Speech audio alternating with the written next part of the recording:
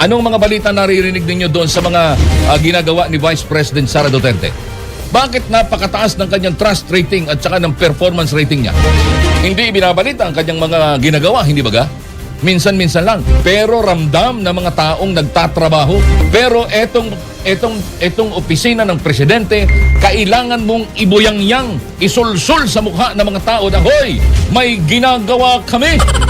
Taliwas doon sa sinasabi nitong attack dog ng Malacanang dahil lahat ng payout center nito hong ayuda sa mga drivers ay meron hong mukha ng presidente. Yung sabi din na nadiscover sa isang payout center, hindi lang ho isang payout center.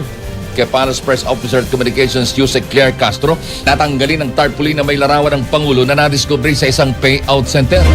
Oo, palusot na lang ito. Alas 4:18. Hindi exempted si Pangulong Ferdinand Marcos Jr. sa probisyon ng 2026 General Appropriations Act o GAA na nagbabawal sa presensya ng mga politiko sa pamamahagi ng tulong ng pamahalaan o ang tinaguriang anti-EPAL provisions. Ayon kay Palace Press Officer at Communications Yusek Claire Castro, agad na inatasan ng Department of Social Welfare and Development o DSWD na tanggalin ang tarpaulin na may larawan ng Pangulo na nadiscover sa isang payout center.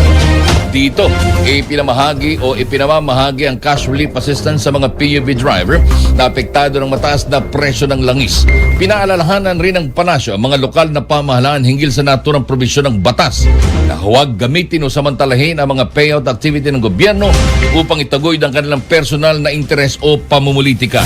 Gayunpaman, binigyan din ni Castro na mahalagang ipaalam pa rin sa publiko ang mga programa ng Pangulo bilang paalaala na aktibong umaaksyon ng pamahalaan sa pangangailangan ng mamamayan sa gitna ng mahirap na sitwasyon. Nung ako ay college, meron ho akong nabasa, sikat ito, na 101 jokes ng isang pare. Hindi ko maalala kung sinong pare yung author niya, 101 jokes nung pare. Pasensya na, hindi ako masyado sa pangalan. Doon ho, isa sa mga joke niya ay hindi eksakto yung hindi eksakto yung sasabihin ko, pero it talks about kapag ang opisyal ng gobyerno ay gumawa ng kanyang trabaho, wag mo siyang purihin at wag mo siyang palakpakan sapagkat trabaho niya yan. Sapagkat trabaho niya yan. So ibig sabihin, tama lang na hindi naman nakabuyangyang ang mukha ng sino man na mga politiko sa alinman hong proyekto o programa ng pamahalaan. Bakit? Sapagkat ang perang ginagastos dyan ay pera ng taong bayan.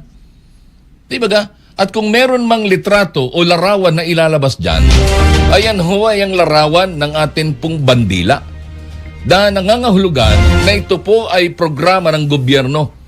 Gobyerno na by the people, of the people, and for the people. Hindi ba ga? Yun dapat. At hindi mukha ng kung sino mang Poncio Pilato. Hindi lang. Yung sabi din na nadiscover sa isang payout center, hindi lang ho isang payout center. Palusot na lang ito. Pero hindi lang ho isang payout center dahil lahat ng payout center nito hong ayuda sa mga drivers ay meron hong mukha ng presidente. At taliwas doon sa sinasabi nitong attack dog ng Malacanang, hindi mo na kailangang i-announce pa kung ano ang mga ginagawa ng gobyerno sapagkat yan ay nakikita ng taong bayan. Ay di ba ga? Kaya nga hindi anong mga balita naririnig ninyo doon sa mga ginagawa ni Vice President Sara Duterte? Bakit napakataas ng kanyang trust rating at saka ng performance rating niya? Hindi ibinabalita ang kanyang mga ginagawa, hindi ba ga? Minsan-minsan lang. Pero ramdam na mga taong nagtatrabaho, ramdam na mga taong nakakatanggap ng serbisyo ng tanggapan ng Vice Presidente. Pero etong opisina ng presidente, kailangan mong ibuyangyang, isulsul sa mukha ng mga tao na, hoy, may ginagawa kami. Pero halos lahat, kaugnay ng krisis na ito, halos lahat ay nagsasabing, huli na ang ginawa mong hakbang. marami pa mga susunod. Huli na, sapagkat baon na sa utang ang ating mga kababayan bago pa kayo kumilos. At yung inyong ayuda na ipinagmamalaki na maraming hindi nakakatanggap, ay wala na. Hindi na ho yan sapat. Sapagkat baon na sila sa utang. O kaya pansinin nyo, ang daming mga PUV ang hindi pumapasada. Bakit? Dahil sa sobrang mahal. Imagine yung nadaanan namin ni Mrs. kanina na gasolinahan, 120 plus, parang 21 yata pesos. Ang 1 litro ng crudo. Na kung tutusin, mas mura ito, hindi ba sa gasolina? Yan pa naman ang pangunahing pangangailangan. Bakit nagkakaganon? Kasi nga, in demand ang crudo ngayon. Sapagkat crudo ang ginagamit nitong mga minions ng anong tawag dito? Nitong ano ba term yung ginamit?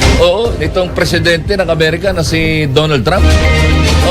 Kasi halos lahat ito, liban sa mga eroplano, crudo ang ginagamit ng kanilang mga sasakyan para i-travel ang kanilang mga gamit na panggera. Diba? Kaya mahal ang crudo. Dahil in demand ito ngayon. Ronnie Ramos, Abante Pilipinas. Aabot na sa mahigit 400 gasolinahan sa bansa pansamantalang tumigil sa operasyon dahil sa kakulangan ng supply ng crudo. Ayon kay PNP spokesperson Brigadier General Randolph Tuanyo, napilitan ng mga may-ari na magsara matapos maubos ang kanilang stocks batay sa monitoring ng Municipal Price Coordinating Council o MPCC. Pinakamaraming nagsarang gasolinahan ay mula sa Cordillera Administrative Region na may 79, sinundan ng Central Luzon na may 46 at Eastern Visayas na may 44 na gasolinahan. Samantala, 4 na gasolinahan sa National Capital Region na nagsara dahil sa iba't ibang dahilan tulad ng kakulangan ng supply at end of contract at naisumiti na ang ulat sa Department of Energy. Ano nangyari dun sa report na may mga gasolinahan din umano na nagsara dyan sa may Rizal Province? Ano nangyari? Baka naman nagbukas na uli. Natakot. Natakot na tuloy na silang maipasara. Pero ito pa. Ito pa ho ang isang problemang kinakaharap at kakaharapin po natin. Bakit teka ninyo? Kasi ho yung mga operators and drivers ay nauubusan na raw ho ng pasensya sa nagpapatuloy na girian sa gitnang silangan. Bakit? Narito po ang detalye ng aking report. I-boycott ang mga gasolinahang sobrang taas ang presyo ng mga produktong petrolyo. Ito naman ang panawagan ni Liga ng Transportasyon at Operators sa Pilipinas National President Calando Marquez sa isinagawang regular na forum ng National Press Club sa Maynila. Ayon kay Calando, ang panawagan niya ay bilang suporta kay Pangulong Bongbong Marcos na anya ay ayaw din sa pagkakaroon ng krisis sa bansa. Yung pong ating ay banking solution. Yan ho yung katotohanan. Hindi namin po inano kay Presidente dahil ayaw ni Presidente rin itong crisis na ito. Kaya lang ho, nananawagan ako dahil masyadong malaki yung agwat. Dahil sabi nila nung ipinapasa yung deregulation law, pag dumami ng mga oil company, ay bababa ang fuel at bababa ang bilihin na pagkain. Nilinlang po tayo. Kaya ako po nananawagan sa ating consumer. Nakikiusap po ako sa bayan ng Pilipino na yung matataas na presyo na hindi natin kayang lulukin, i-boycott na lang natin. Samantala, tinuligsa ni Calando ang kawalan ng pakialam ng Department of Energy sa sitwasyon dahil sa halip na mga oil company ang sumasagot sa mga mabibigat na tanong ng mga otoridad at taong bayan, ang DOE ang nagsisilbian niyang spokesperson ng mga kumpanya ng langis na anya kung ituring silang mga nasahanin ng transportasyon ay parang walang naitulong sa bayan dahil hanggang ngayon hindi pa sila hinaharap ng kagawaran. Wala pa pong gera. Linggo-linggo na ipinangangatuwiran ng DOE kung paano tumaas at bakit tumaas.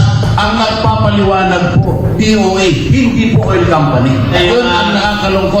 Spokesperson ng mga oil company, ang DOE. Pasensya na po, Secretary Garin. Dahil simula po nung kayo umupo diyan sa DOE na yan, kagalang-galang na Pangulo, choice nyo po yan. Ni hindi pa kami kinakausap, ni kahit isang beses, parang wala kaming natutulong sa bansang Pilipinas. Gayunpaman, siniguro ni Calando ang suporta nito sa pamahalaang BBM. Bagay na may mga panawagan pa rin ito na sana'y dinggin ng Pangulo dahil gaya ng iba, nais din nilang pakinggan sila ni PBBM lalo pat hanggang ngayon ay bigo pa rin ng LTAP sa kanilang panawagan na sa tuwing magkakaroon ng service contracting ay mabigyan sila ng slot upang kahit na paano ay kumita naman ang kanilang mga driver at operator.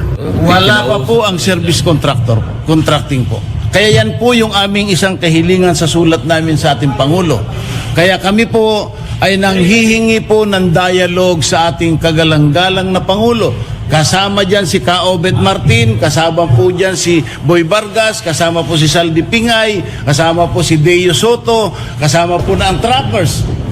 Dahil po, ako po talaga, nabagabag ako dahil ang sabi ng aking kaibigan na matalik, si Ma'am Mary Zapata, simula't nagkaroon ng ayuda, hindi pa po kami nakakatikim ng ayuda. Na public service po kami ng ekonomiya, sabi niya. Sa huli, iminungkahi rin ni Calando na pag-aralang muli ang nuclear power plant o kaya ay simulan ng ipatupad ang waste to energy project ng pamahalaan lalo't ito ay isanaanyang batas. Ronnie Ramos, Abante.